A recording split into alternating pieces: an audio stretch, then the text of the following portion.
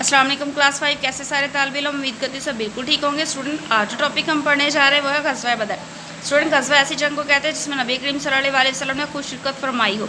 इस जंग में जो है नबी करीम सल्लल्लाहु अलैहि वसल्लम ने अपने मुजाहिदीन के साथ जो है कफ़ार का भरपूर मुकाबला किया। मुजाहिदीन ने जो है बहुत ज़्यादा बहादुरी के साथ इस जंग को लड़ा।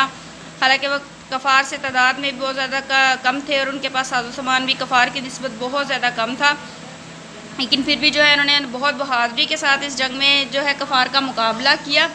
और इस लड़ाई में जो है मुसलमानों के 14 जो है मुसलमान शहीद हुए, लेकिन कफ़ार के जो है 70 अफराद काफर जो है वो मारे गए, जिनमें उनके बड़े बड़े सरदार भी थे।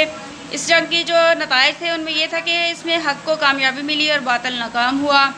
कफ़ार का गरूर जो है बिल्कुल खाक में मिल गया। इस्लाम तेज़ी से फैलने लगा। फ़रिश्तों के ज़रिए अल्लाह ताला ने जो है इस जंग में कामयाबी मुसलमानों को दिलाई।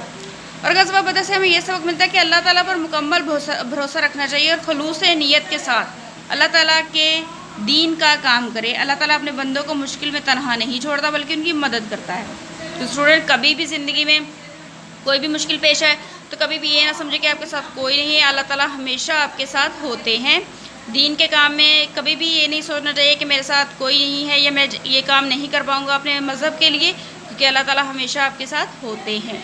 तो स्टूडेंट जैसे मैंने जो है लाइन अंडरलाइन की हुई है आपने भी बिल्कुल इसी तरीके से करनी है ताकि आपको MCQs बनाने में बहुत ज़्यादा आसानी है। तो स्टूडेंट हमारी पहली एक्टिविटी है मुख्तसर जवाब दें। इसके लिए आपने अपनी कॉपी की रेडी करनी, मार्जिन लगाने, डेट एंड डे लगाना है।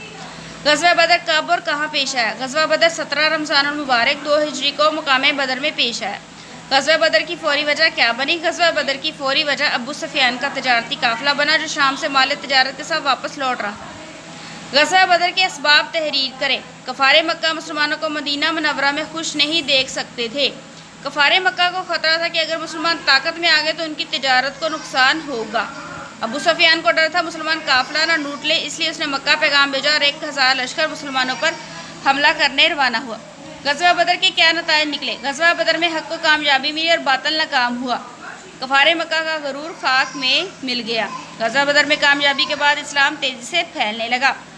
नबी करीम सल्लल्लाहु अलैहि वसल्लम ने बदर के कैदियों के साथ कैसा बर्ताव किया? नबी करीम सल्लल्लाहु अलैहि वसल्लम ने बास को एहसान के तौर पर छोड़ दिया, बाकियों को फ़दिया देकर आज़ादी दे दी। जो फ़दिया नहीं दे सकते थे वो 10 मुसलमान बच्चों को लिखना पढ़ना सिखा दे और आज़ादी हासिल कर लें। नेक्स्ट एक्टिविटी है हमारी दुरुस्त जवाब पर टिक का निशान लगाइए। ग़ज़वा बदर कब हुआ? 17 रमज़ान मुबारक 2 हिजरी। कफ़ार मक्का की ज़्यादातर तजारत किस मुल्क से होती थी? शाम। ग़ज़वा बदर में मुसलमानों का लश्कर कितने अफराद पर मुश्तमिल था? 313। बदर की लड़ाई में कितने कफ़ार मारे गए? 70। 2 नवंबर मुजाहिदों माज और मोइस रज़ियल्लाहु तआला अन्हा ने किसको कत्ल किया? अबू जहल। खाली जगह पुर करें। मुसलमान कुरैश मक्का के मुज़ालम से तंग आकर हिजरत करके मदीना आ गए। कुरैश मक्का मुसलमानों के खिलाफ साजिशें कर रहे थे। शाम की तरफ जाने वाला रास्ता मदीना के करीब से गुजरता था। मुसलमानों के लश्कर में 82 महाजिरीन थे।